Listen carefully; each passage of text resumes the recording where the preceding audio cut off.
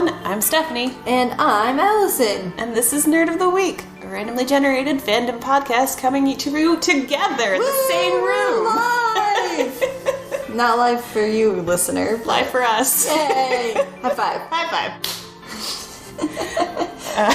That's going to be great audio. Great Foley work done by us together. All right, beautiful generator. What is our word to remind everyone this week?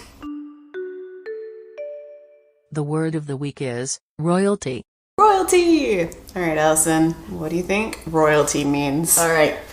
I guess it could be I think it's probably a noun, but I feel like you could use it as more of like an adjective.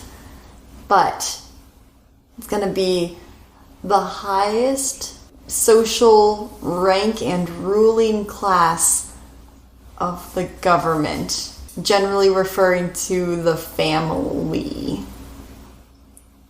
So Google is stupid. It is a noun. Okay. And it says people of royal blood or status. Google. That's not right. And its word, use this word in a sentence, is diplomats, heads of state, and royalty shared tables at a banquet. Which is not helpful at all. But so I guess technically they want us to define royal. Right. So, but that's not what our word is. Our word is royalty. Also, I didn't think about this one, but there's a sum of money paid to a patentee for the use of a patent or an author or composer for each copy of a book they sold. Oh, okay. Get paid a royalty, so... Yeah. And I forgot about that definition. That one's less stupid. That one actually defines what royalty means. Great definition. Okay. So, tell us all about what you brought to our table. Okay. First off, I have been accused at work of being a Disney anti-fan. Oh. Anti-fan? Oh, no. That is not true. I just don't like... We don't talk about Bruno, which they play incessantly. That's fair. It's been overplayed. It's a good song when you're watching the movie, but... but not when your assistants are screaming at you the lyrics. So anyway, I'm here to let the record stand that I do like Disney because I brought The Lion King today. Yes! So good! Which, it's not exactly right in the title, but, like, king infers royalty. So, there we go. That's how we came up with this one. I love that. That's amazing. Yes. It's quite a fun little animated picture if you've not seen it. I'm sure most people have. It's been out since 1994. Apparently, it was the first movie that I was ever taken to as a baby. Oh. So... That's adorable. Yeah. I think it was for me, too. Aw. It was either that one or Pocahontas. I don't remember, but it was one of those two. My mom will now correct me. So, anyway, that's where that's coming from. I'm gonna kind of go through this maybe by talking about the songs that are sung, but I might just... we'll see how this comes out. I mean, the music in this is amazing. Yeah. Like, the opening is just 10 out of 10. As with most Disney movies, the music is pivotal. Pivotal. Important. The best. So, it does, of course, open with the big, like, vocal Swahili. I'm not going to try and reproduce it on this podcast. Na sueña. Okay, there you go. And you see all these animals, everything that lives in Africa just walking forward to the Pride Rock. And they are all going there to see the newborn baby prince, who is little Simba, the lion cub. Simba. Yes. And then as everyone's like walking forward, you see a big old bird, Zazu, flying over them, and he goes to like meet up with the king and queen, Mufasa and Serafina, the lion king and the lioness queen. And then the monkey Rafiki. Yes, Rafiki. Yes, got it. Got it in one. Got it. He's kind of like the spiritual leader, priest kind of guy. And he does this little ceremony with the little baby Simba. He smudges a weird little thing over his brow. I guess it's kind of like a little baptism almost. I think it's like a mango fruit or something too. Like it's like the blood of like a fruit, and then Yeah. he's like smearing it. I don't know what it means. It's probably important. Yeah, probably important. I don't know the significance except that it looks like it's important, which, great job. Simba. Yes. And then the monkey turns around and lifts him up under the armpits and holds him up to the crowd, and everyone goes wild. They love this kid. I recently saw a meme though that was, gosh, I have to wake up at like the crack of dawn to see my boss's kid, and it was a whole mood. I've seen that too. All right, so that's kind of the big opening number, and it's the circle of life. When I was a baby, I used to think that that was the end, because then it would have like the credit or like the opening card, The Lion King. Boom. I'm just like, movie we're done. done. We're done now. Best movie. Spoiler alert, though, it goes on. There's more. There is more. A lot more. All right. So later that day, Mufasa goes to talk to his brother Scar, who's just chilling in his own little cavern, torturing a poor little mouse. Yeah. Yeah, he's a mean guy. You can already tell. So Mufasa's like, why weren't you at the ceremony this morning? And Scar's like, I couldn't be bothered. I didn't want to. That is a whole mood. Yeah. And Mufasa's like, do you challenge me? And Scar, you get that he's all crafty-like, and he's like, oh no, I would never deign to challenge you and your brute strength. And then Mufasa, like, obviously doesn't trust him. Okay. In all actuality, we're talking about a lion cub. I don't think it's really years. No, it's probably like months. Yeah, but what the Disney Wiki says is years. Okay. A few years later, Mufasa's like roaming around with Simba. They're just looking at stuff. And Simba's like, am I going to be a king like you? And Mufasa says, one day, yes, you will be. And they go up to this really high point, and they're looking all over, and like, everything you see, everything the light touches will be yours. It belongs to the lions. And this is where famously Simba's like, what about the shadowy part over there? And Mufasa says, except there, you don't go there. It's the elephant graveyard. It's where the Packers fans are.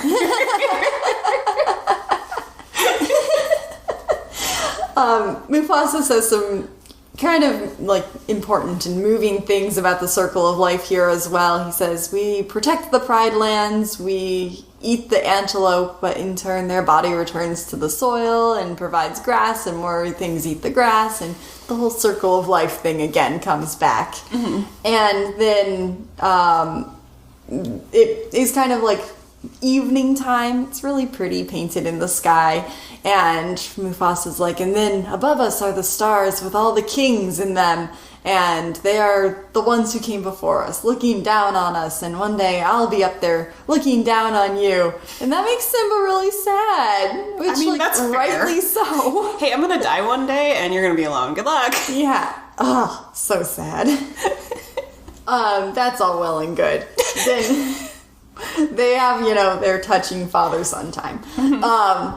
Then we jump on to Scar. He's saying, if I were king, here's what everything would be. I'm that little brat Simba. He's here in my way.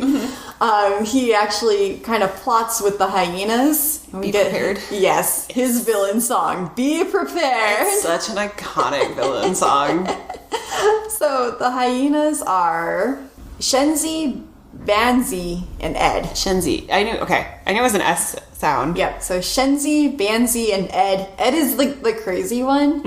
He probably had distemper or something as a pup. And now he's just not right in the head. Do hyenas get distemper? I think they do. I think they're not cats. No. They are more dogs. They can. They can get canine distemper virus. There we go. So Ed probably had distemper.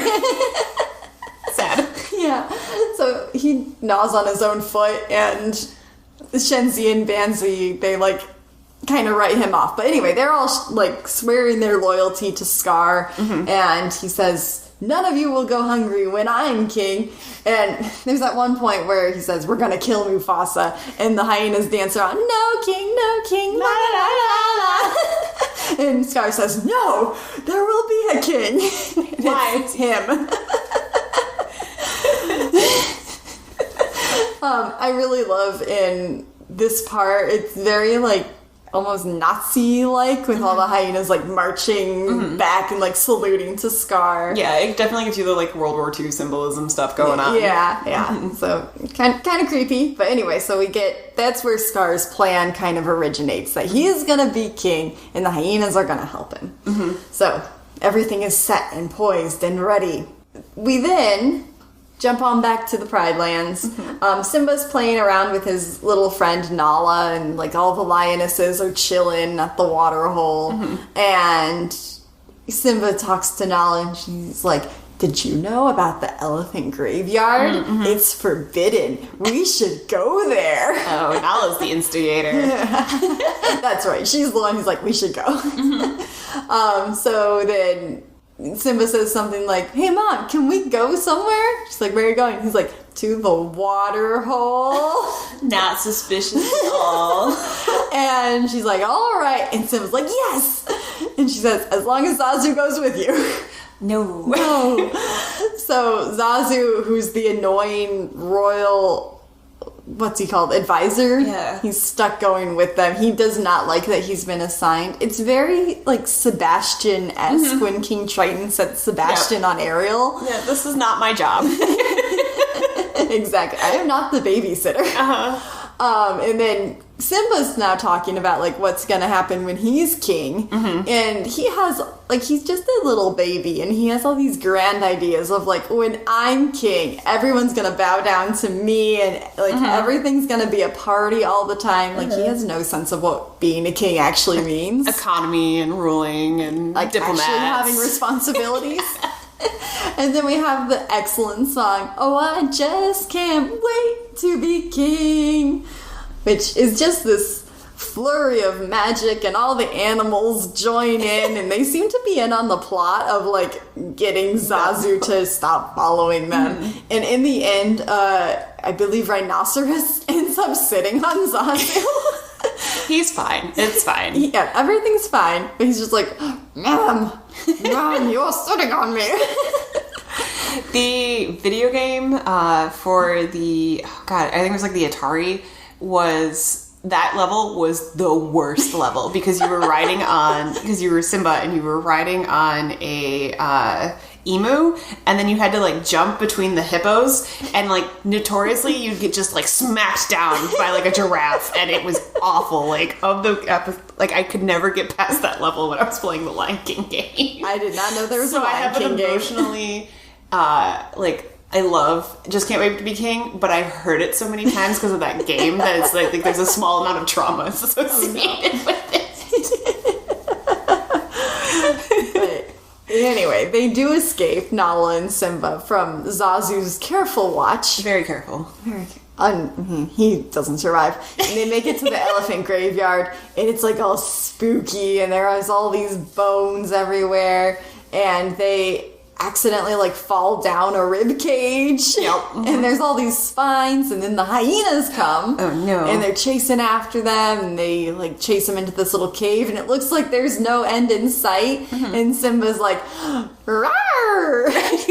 And the hyenas are like, "You're not scary, kid." And then he goes to try and do it again, and there's like this actually big lion roar, and they're super scared. It's Mufasa. He's come to save them. James Earl Jones coming to the rescue. Yeah.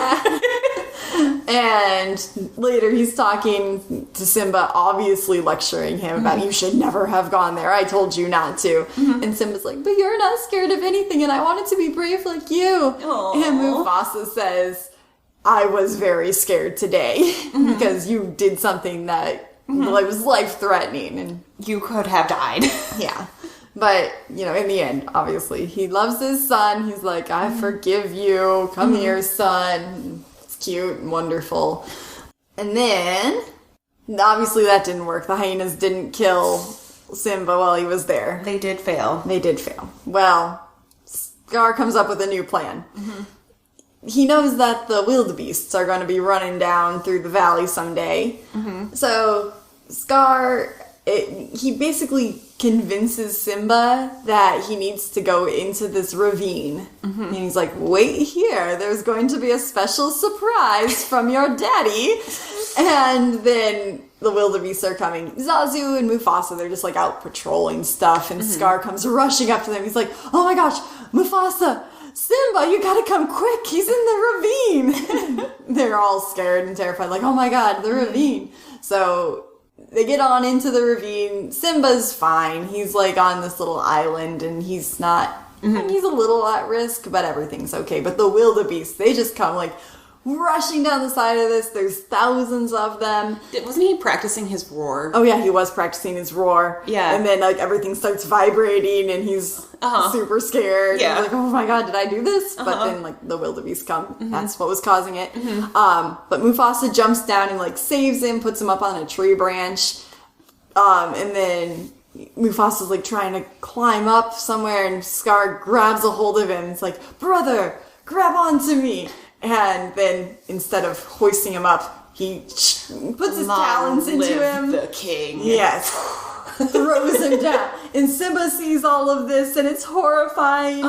And then the saddest part of the whole movie. Oh my god. Dad, wake up. Yeah. It's like, Dad, it's time to go home now. Oh my god, I'm gonna cry thinking of it right now. It's so sad. It's so sad. Scar being the most efficient Disney villain, where he has a plan, he executes the plan, he succeeds at the plan. Exactly. The sad part is he succeeds. Right, I know. Usually the Disney villains don't succeed. I know, and it's so sad. Yeah. Anyway, Scar comes down here and he's like, you know, that was all your fault, right? Like, just hoodwinking poor Simba. Such gaslighting. Yeah. And he's like, you better run, because the lionesses, if they hear that this was your fault, they're gonna kill you too. So Simba runs away. This is all Scar's plan of how he was gonna become king. Really, Simba was supposed to die in all this as well, but He sicks the hyenas after them. Yeah. And then the hyenas are like, yeah, we totally killed him. But he ran off into the desert, and they're like, ain't no way he's gonna survive in the desert. Right. Which, to the hyenas' credit, True. I would also have come to that conclusion. Yeah. So anyway, Scar goes back to the Pride Rock, and he says, Mufasa and Simba were killed. I'm the next in line, so I'm the king now. Ayo. Yeah, so he gets what he wants. We see then little Simba, he's collapsed, basically looking dead in the desert. And then we see Timon and Pumbaa. They come running out of nowhere, and they stop and they like find this and like, what's this? What is it? Oh my god, it's a lion cub. And they're like, he's gonna eat guys like us. But then they're like, but wait, he's little. He's just a baby right now. What if we get him on our side? It'd be useful to have a lion around, you know. So Pumbaa picks him up on his tusks. Pumbaa's not a meerkat. That's what Timon is. Timon is a meerkat. Pumbaa is a warthog. There we go. So anyway, picks him up with his tusks, and they like run him back into the jungle. And then they like splash him with some water and wake him up. And they're like, hey kid, what happened? Why are you out here? He's like, the original two gay dads. yes. And Simba, moody teenager, he's like, I don't want to talk about it. And they're like, okay, that's fine. Whatever. Do you want some bugs? Yeah. So they offer him these little bugs, these squishy, gross grubs, and they're like, this is what we eat. And Simba like tries this real squishy blue bug. It looks both delicious and gross at the same time. I can like visualize it. I remember being like, oh, that's disgusting as a child. Yeah. If someone presented me with like a cartoon blue bug like that somehow, if that was able to be in this world, I don't know if I would be able to eat it. I would be like, please go away. Yeah. Get that away from me. So Simba eats it, and he like makes this weird face at first, but he's like, but actually not too bad. I could get used to this. So then they have this whole song of Hakuna Matata. A wonderful phrase. Yes. And they kind of teach Simba their ways of like living in the jungle and everything's okay. And you see Simba kind of grow up. There's this like cute little scene where they're like marching across this little branch. log and Yeah. like bouncing back and forth to the music, and like Simba just like grows this mane as they go, and like, oh, he's grown up now, but he's on their side, so it's all good for them. And Hakuna Matata is probably my favorite song of the whole thing because it's just so happy and bouncy. it is. I think for me, really, I Can't Wait to Be King is my favorite, but this one very close second. That's fair. Yeah. And then I think my least favorite song in the movie is coming up next, where so we see Timon and Pumbaa are kind of out in the jungle by themselves for whatever reason, and another lion comes up and is trying to kill them and eat them. Oh, yeah. But then Simba comes to the rescue. And it turns out that this lioness, is Nala. Oh, his childhood friend. The love interest. Yes. And so she has come, she's kind of telling Simba everything that's going on. But then they have this stupid song that I have always hated. Even You don't like Can You Feel the Love Tonight? I do not. Oh my god. I like the first bit when Timon and Pumbaa are like narrating Yes, it. that's That's fun. cute. And it's like this little romantic scene. There's like all these little fireflies and like they're falling in love. It's so cute. I hate it. Alright, so Allison doesn't like love. Got it. But Timon and Pumbaa, they're like, and if he falls in love tonight, our trio's down to 2. Come on, man. You can't be mad about Nathan Lane and Ernie Sabala singing ridiculously. No, that part's good. That part's good. So, like, it's not like the serious part of their little interaction, Nala and Simba, but then eventually Nala tells Simba what's going on, and she's like, you have to come back because Scar has ruined the Pride Lands. And Simba's like, no, I can't go back. I can't do that. And she's like, be the king I know you are. Come back. Right? Help. Help. But she kind of goes away on her own. Simba goes rushing through the jungle and like is hitting tree branches, and then suddenly Rafiki is there. Rafiki! The monkey again. Yes. And Rafiki like kind of had foreseen that Simba was gonna come back, and he like points him outwards. He's like, look, there. Simba's like, I only see myself. And it's his reflection in the water. He's like, no, look deeper. And then, like, out of the stars, Mufasa comes and talks to him. And it's another really emotional scene. Simba, you have forgotten who you are. And then it, like, opens up Simba's eyes, like, oh my gosh, yeah. I am the king, aren't I? And so his father was looking down on him from the stars. And it's super cute. And so he rushes on back to the Pride Lands. I believe he takes Timon and Pumbaa with him, or they follow after. I think they come after because he needs their help, Yeah. and they're not going to abandon their child. Or no, it was Nala comes to find them. And Oh, yep. yeah, and they're like, we thought he was with you. No, I thought he was with you. And they're like, oh my god, we gotta go all back right now. He's fighting this alone. Yeah, so we gotta go help. So Simba arrives back and he sees that Pride Rock and like the whole area that was around it that used to be like the antelope fields and the water hole. It's like all barren and there's no food to eat. And then Simba kind of spies on them and sees his mom actually talking to Scar and like, there's no food, we have to move on. And Scar gets all mad and actually hits her. And Simba comes back and he's like, no, I'm here. And Scar's like, oh, so you come back to confess your sins? And he like forces Simba to say that he killed Mufasa. And at that point, Scar like forces him over the edge of Pride Rock as well. Just like it's very similar scene to like when Scar was killing Mufasa. Right. And then as he's throwing him off, Scar whispers, but it was me. I killed Mufasa. And Simba magically gets the strength to not fall, and he forces Scar onto the ground, and he makes him yell to the pride that it was him, actually. And then there's the hyenas are all coming, and the lionesses are there, and it's this huge thing.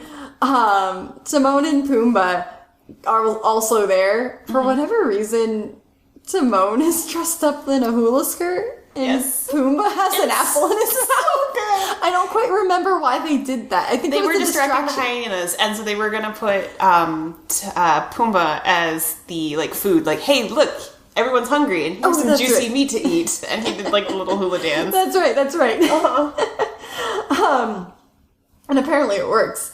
So the battle rages on, and Scar and Simba are like both fighting and talking to each other at the same time. And Scar tries to say, no, it was the hyenas. They forced me to do all of this. And Simba does not believe it. He orders Scar to also flee. He's like, run.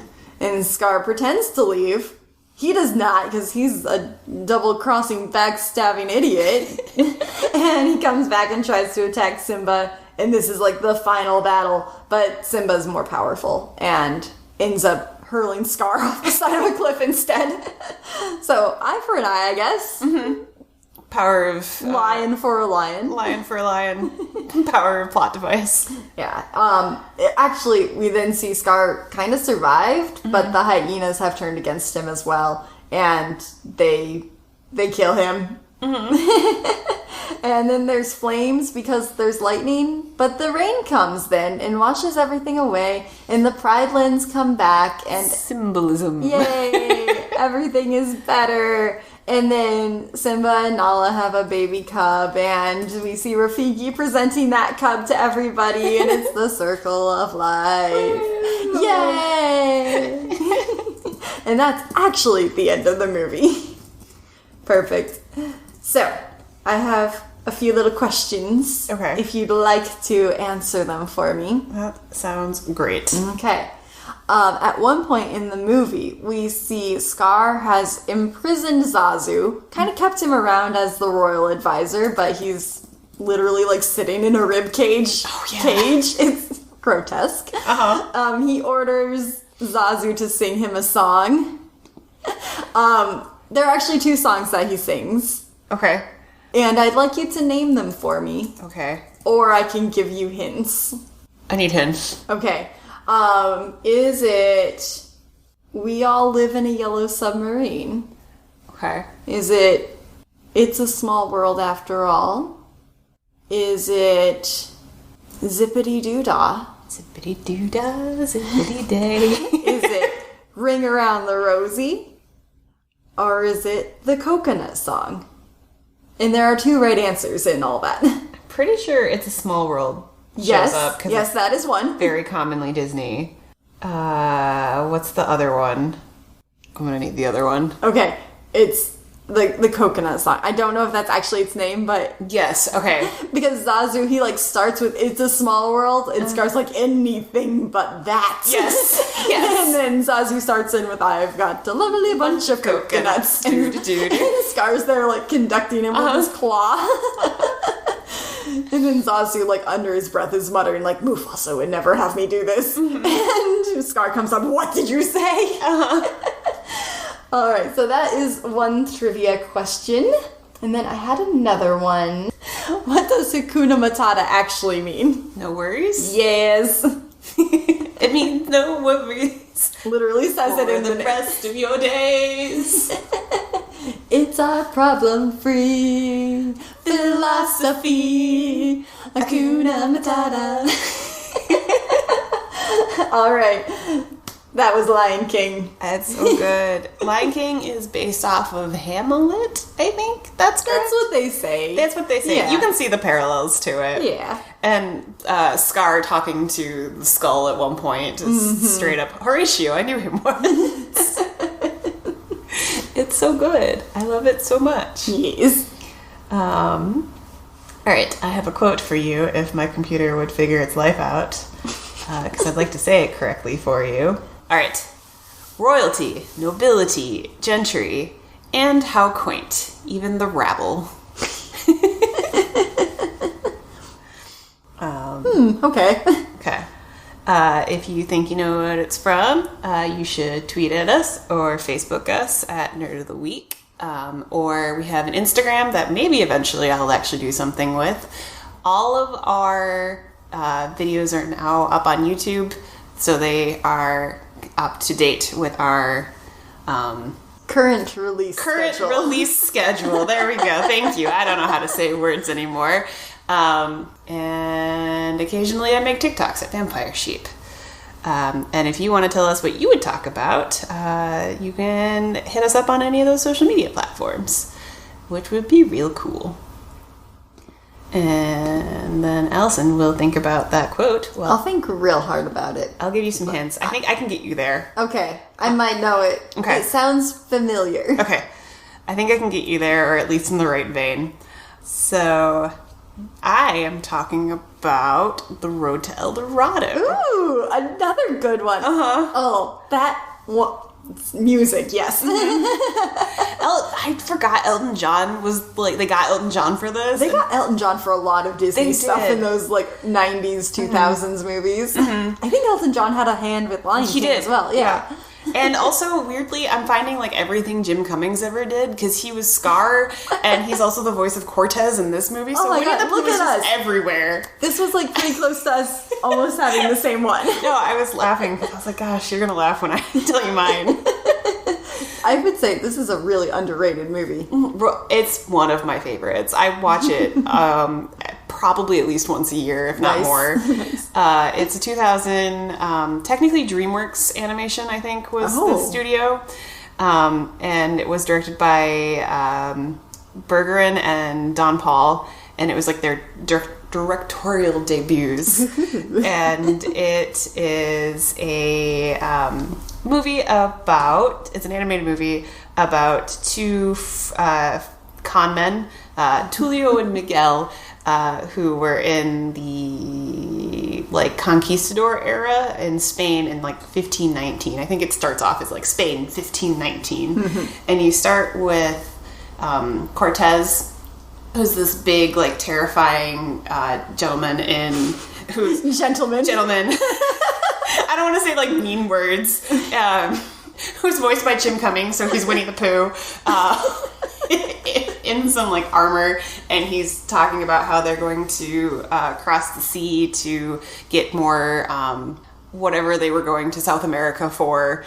And then he, like, throws a sword, and then you see a wanted poster of Tulio and Miguel, and then it fades into them pulling off a con, and they're rolling dice. And Tulio is upset with Miguel because Miguel wants to do one more roll, because the guy that they're playing against thinks something's up but can't prove it yet. So he's like, what if you have this map?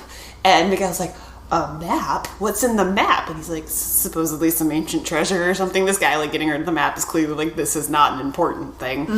And then Miguel, like, takes it from him, and they pull out the map, and they're hiding behind it. And Miguel goes to Tulio, but please, and he's like, not the face, don't give me the face. And Tulio's like making all these, like, sad facial expressions at him. And he's like, but, like, what if it's fate? And he goes, if I believed in fate, I wouldn't be playing with loaded dice. And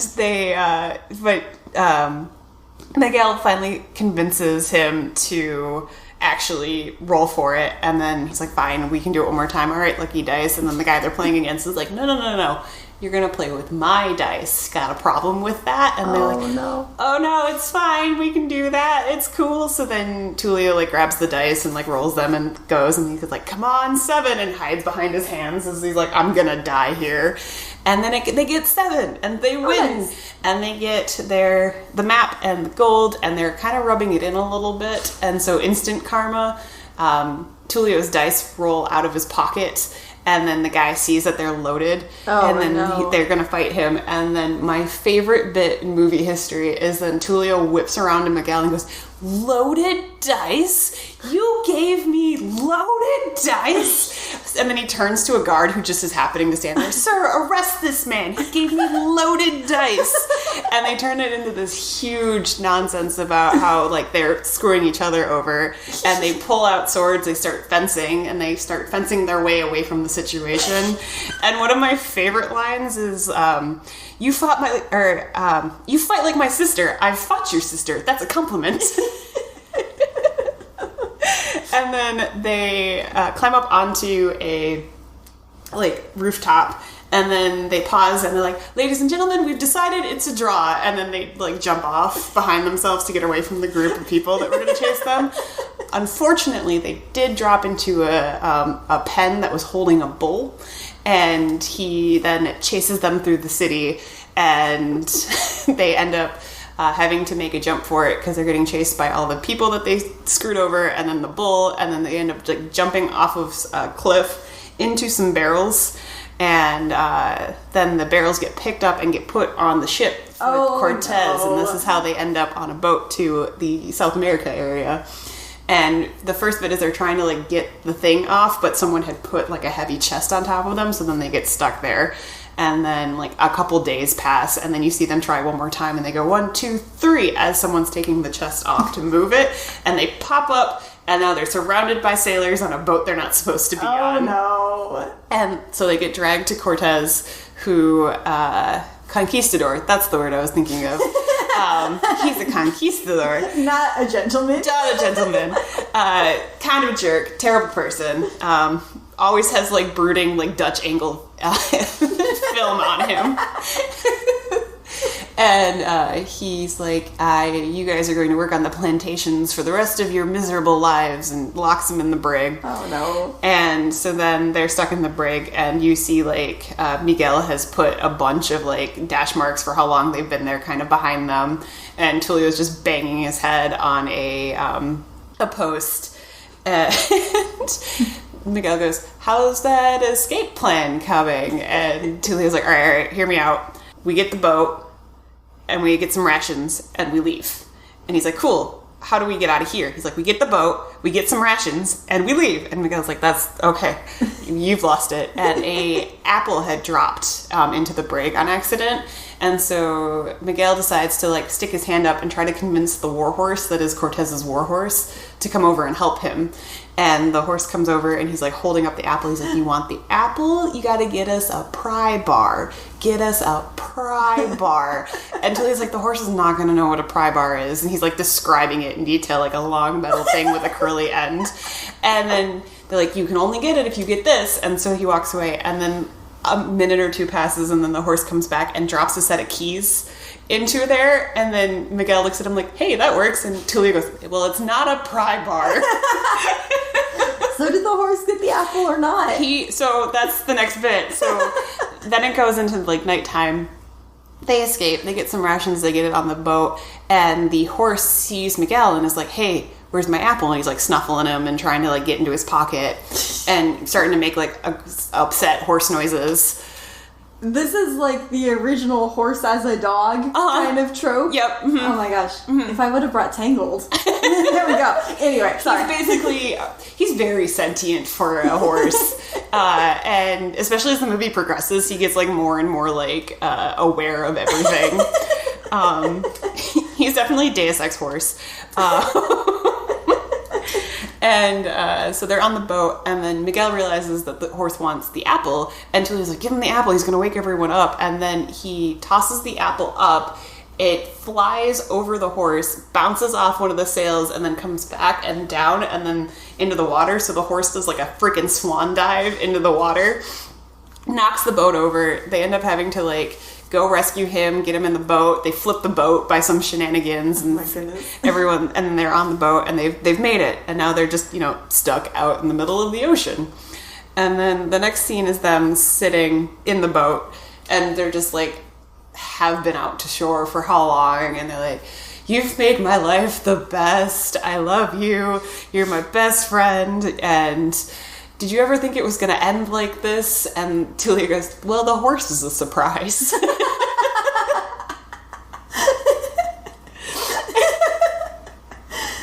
And they are having their belief that they're going to die. And then all of a sudden they put their hand down and they pick up sand and they've beached onto some land. And they are all excited. And they're like, yes, we made it to land. And then they see a skeleton on the ground with like spears in it. Like clearly these people had been hunted. And they're like, nope, we're going to leave. And at that moment, Miguel pulls out the map because there's like a stone carving. Mm-hmm. And he's like, wait, we landed exactly at the right spot in the universe to find El Dorado. We need to go. And he's like, no, we need to get on a boat. People are going to murder us. And he's like, no, let's go to El Dorado. So he convinces, because Tulio's very easily manipulated by Miguel with just cute faces. And then they go on an adventure, and they have the... I don't know what the names of the songs are in this movie, but the one about like going and seeking adventure. The Trail We Blaze. That one. And there's a montage of them finding all of the different things. That song. Oh, it's so good. And at the beginning, Tulio's not super into it, and then as it keeps going, you realize Tulio's like kind of getting into it. Like, oh, this might actually be real. And it ends with them finding this big rock that has like kind of like a serpent creature with two guys on it carved into it. And Tulio looks at Miguel and goes, turns out El Dorado means big, stupid rock. And at that moment, we see a woman running out from like under the waterfall in this area that they're at. And she's like booking it, being chased by a bunch of guards. And Tulio Miguel are on the horse, and the horse like rears up and is like, "Murr!" And everyone's like, it's the gods. And so they bring them into the city, and they are escorted through kind of like all this city, and then it opens up to El Dorado, and it's like this big, beautiful vista with all this gold just everywhere. And they're taken to the elders. There's Chief Tanabuk, and then the high priest Tetzel Khan, who is like the most sassy, eccentric villain in a movie ever, and I love him. They welcome to them to the city. They realize that everyone thinks they're gods, so they're like, we're gonna play this up. We're two con men. We can make this work. We'll just steal some gold and get out of here. And then after they talk, they're like, what would you like? Would you like a big feast, or would you like a sacrifice, or this kind of thing? And they're like, both seems like a good plan. Let's do that. And then so that they can get away from everyone and like talk about it. And then they have the Miguel and Tulio and Miguel, great and powerful gods. And then the woman who ran away, Shell, goes, hello. And then they both go, eep. And like, oh no. I thought that she was a princess. So no, she was actually a thief who was stealing a bunch of money to run away and leave El Dorado, and she was going to pawn the gold to try to go somewhere else, because we never really learn why Shell was running away. She just says, you have your reasons, I have mine, let's just call this business. Okay. So I don't know why I thought she was a princess. She might have been. Daughter of the chief. I don't know. She might have been, and she was just trying to run away because she didn't want to be part of it. But they literally never address it other than her saying, I don't want to talk about it. And then the boys are like, all right, fair enough. You got your stuff, we got ours. Cool. And then Chell says, basically, like, so you guys need me because do you know the proper blessing rituals and what holidays are the most important and blah, blah, blah, blah, blah. And they're like, oh, yeah, we should probably actually keep you around so that you can keep us from getting our heads cut off. If they're the gods, it seems as though they could say whatever they want. Right. Like, hey, this holiday is actually not important to us. Right. This isn't as important. Whatever. Miguel and Tulio aren't the smartest con men. They're just okay at it. They get lucky sometimes. They just get lucky and end up in wild situations. So they end up, I think at night, they have the party. And then in the morning, Tetzel Khan is trying to sacrifice a human, because Aztec culture. And they're like, no, we don't want this. I don't like this. And so Miguel stops him from sacrificing the guy to Xibalba, which is the spirit world. And there's like this big, like, whirlpool that they were about to throw this gentleman into. And Another gentleman? This one was an actual gentleman. Okay. He's an actual guy who just got unlucky, and Tetzel Khan was like, you're going to be sacrificed for the gods. And they're like, no. And so Miguel's pulling him away, and he's like, yeah, tell him why sacrifice is not good today. And then Tulio's, yeah, no, the stars, not in alignment. And Miguel's like, yeah, stars, not aligned, not today. And Tetzel Khan's like, I maybe could have read them wrong. So Miguel and Tulio start to lean into the, like, all-powerful god thing. Okay, so they do. They start to realize once because they need to get their feet under them and realize, oh yeah, okay, we can just kind of, like, ease into this and just kind of figure out where we stand. And then Chief Tana goes, okay, well then maybe we can put all of this to the gods, and he has all this gold, and they're like, to Xibalba? And they're like, yeah, and then they start throwing the gold into the whirlpool, and Tulio's like, no, I want it. And Shell goes, hang on, I got this. And she's like, the gods would like to bask in the wealth. Can we bring some to the temple? And Tana goes, yes, the gods would like to bask. And so then they bring a bunch of gold up to Miguel and Tulio's temple where they are now staying at. And Miguel realizes, we have to leave. These people murder people. If they find out we are not gods, they will murder us. So they tell Tannabuk to build them a boat, and Tannabuk says that it's going to take about 3 days for them to do that. So they should enjoy the city and hang out, because they thought they were going to be here for thousands of years, and it turns out they're here for 3 days. Tulio tells Miguel to hang out and just keep everything on the DL, like, don't let them know we're not gods. But Miguel wants to go explore the city, and Shell kind of wants to flirt with Tulio. So she's like, go, I'll cover for you. And so she flirts with Tulio, and Miguel goes off to go walk through the town and discovers that Tetzel Khan has been, like, ordering people up the streets, and that no one can do anything because the gods are here. And Miguel's not having any of this because he's like, it seems like I'm doing a lot of ordering and I don't know anything about it. So he starts playing his guitar, because Miguel's got the guitar, and he's got the best meme where he's, like, angrily guitar strumming at you. And I love it so much. And so he just goes around the city and starts to meet the people and kind of fall in love with the culture and interact with a bunch of people. And he ends up playing ball with some kids.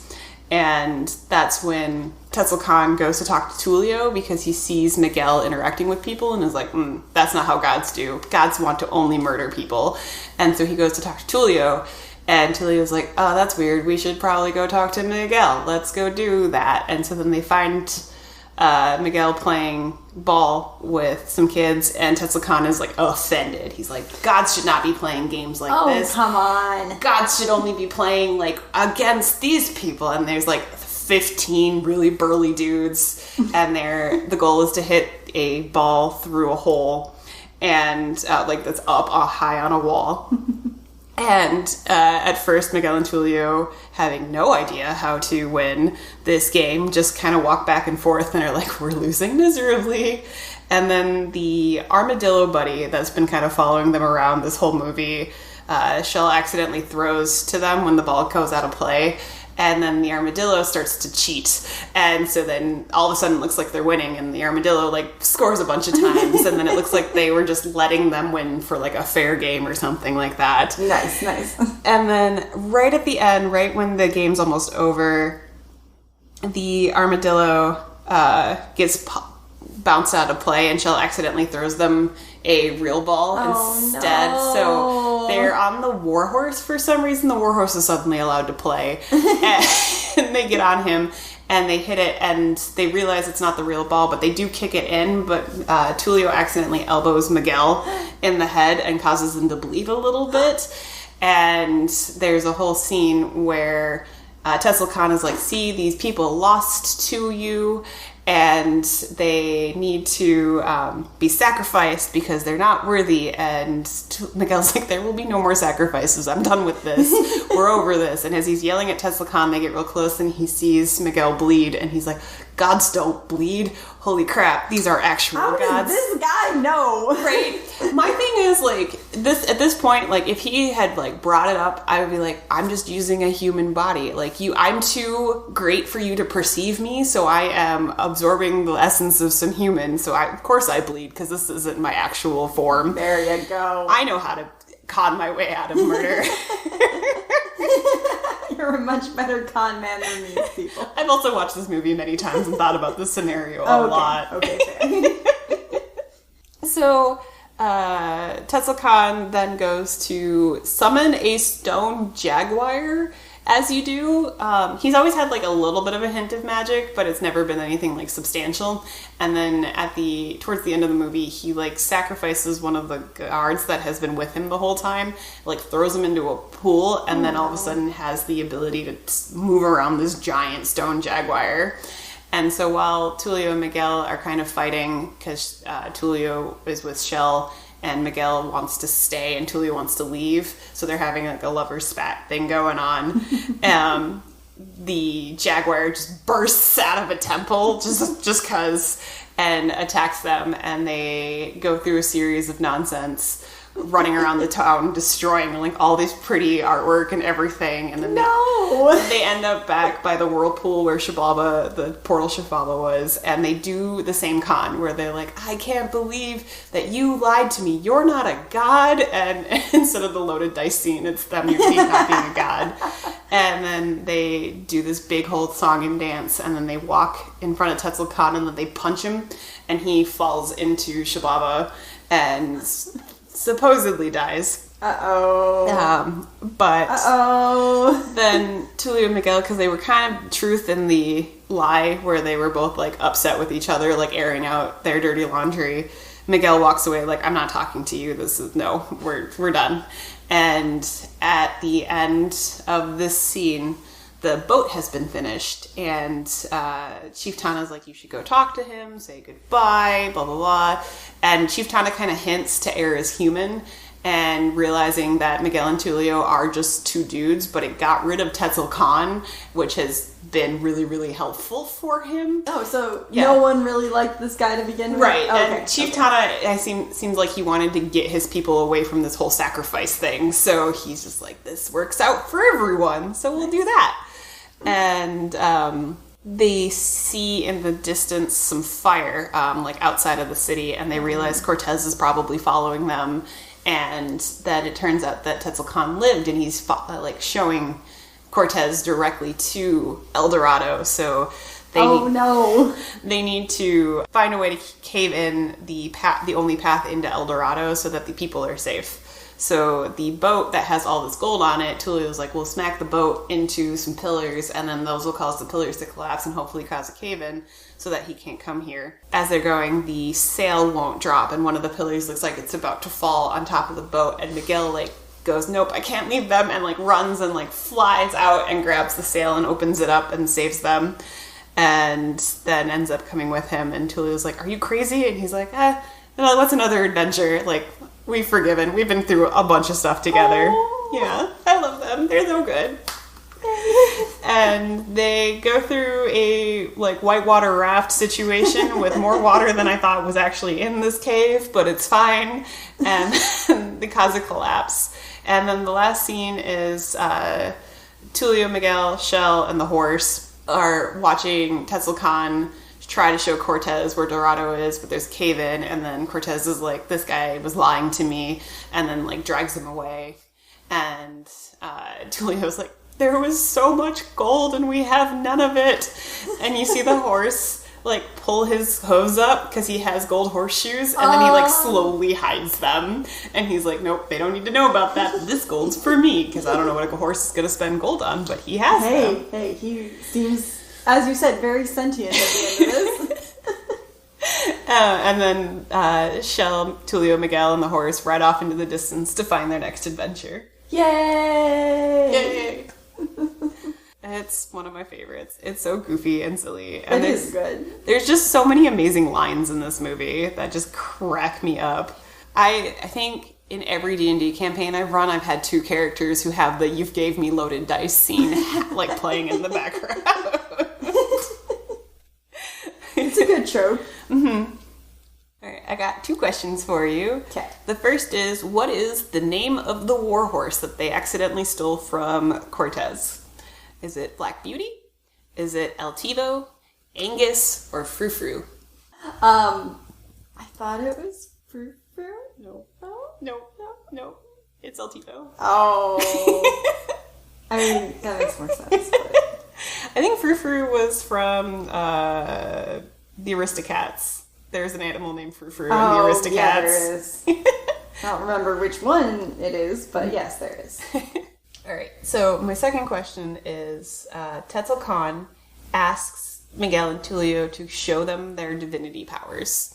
What do Miguel and Tulio accidentally stumble into that makes everyone believe that they have magical powers? Do they make a volcano almost erupt and then tell it to stop? Do they start a hurricane and then tell it to stop raining? Do they cause a bunch of snakes to accidentally emerge from a bunch of trees? Or does it start raining frogs? Does it start raining frogs? No. Volcano? It's the volcano. Okay. They're like fighting, and then they're like, this isn't gonna work. How are we gonna convince them that we're gods? We don't have magic powers. And then there's a volcano that like Deus Exes in the background, and then it gets like more and more and more build up, like it's gonna explode. And then Tulio shouts, "Stop!" And then the volcano also just stops, and they turn around, and everyone's like, "Holy crap!" Nice. And that's my 2 questions. Yay! Yay! All right. All right. Would you like the quote again? Yes, please. Okay. Royalty, nobility, gentry, and how quaint, even the rabble. Okay, I thought it was from Monty Python and the Holy Grail. No. It is Disney, if that helps. Okay. Is it animated Disney? So it is a live action that's based off of an old animated. Okay. I'll give you more context. Is it Maleficent? It is Maleficent! Yeah! Yep, it's when she shows up and is like, I didn't get invited, and she's all mad about all the people being there except for her. Nice. Woo. Right. Let's see. Generator, what is our next word? The next word is jam. Jam. Jam. Like the food, or I guess like a party. Yeah. Like jamming out. That would be interesting. Let us know what you would talk about for royalty. Not jam Not yet. jam. Not jam yet. I need to I mean, I figure guess out you could, you but could. we won't appreciate that as much. And then, yeah. Do you know what we do now? I don't! I'm sorry! I have a thing that I read now so that I don't mess it up, and then I messed it up, but I'm sorry. You should be sorry. This is why we're not a pyramid scheme, because we don't have things together here. Thanks, listener, for listening to our podcast. We hope you enjoyed. Please share with someone and tell them how great we are and how funny we sometimes are. And listen to us next time when we talk about jam. Find us on the socials. Find us on all the socials. Instagram, Twitter, Facebook, all at Nerd of the Week. Or hashtag Nerd of the Week, or hashtag NOTWP, or at Vampire Sheep spelled with 3s on TikTok. And I think that's it. Yeah. I've been Stephanie. I've been Allison. And remember, this isn't a pyramid scheme. Goodbye! Bye.